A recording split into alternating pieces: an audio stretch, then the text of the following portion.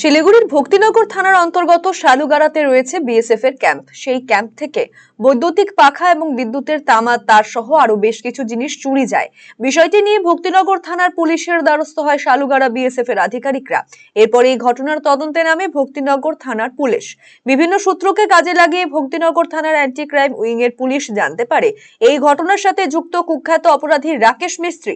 এরপরেই গোপন সূত্রে পাওয়া খবরের ভিত্তিতে অভিযান চালিয়ে ফাঁপড়ি এলাকা থেকে ভক্তিনগর থানার অ্যান্টি ক্রাইম উইং এর পুলিশ রাকেশ মিস্ত্রিকে গ্রেফতার করে। ধৃতকে হেফাজতে নিয়ে তাকে জিজ্ঞাসাবাদ করে বিএসএফ ক্যাম্প থেকে চুরি যাওয়া নানান সরঞ্জাম উদ্ধার করে পুলিশ। ধৃত রাকেশ মিস্ত্রির বাড়ি ভক্তিনগর থানার খোলা চাঁদ ফাঁপড়ি এলাকায়। ধৃতকে বৃহস্পতিবার জলপাইগুড়ি আদালতে পাঠানো হয়। ये वही राकेश मिस्त्री है। इससे पहले भी वही जेल से राकेश मिस्त्री है। 10 তারিখে কিন্তু সে একটি চুরির ঘটনা ঘটেছে।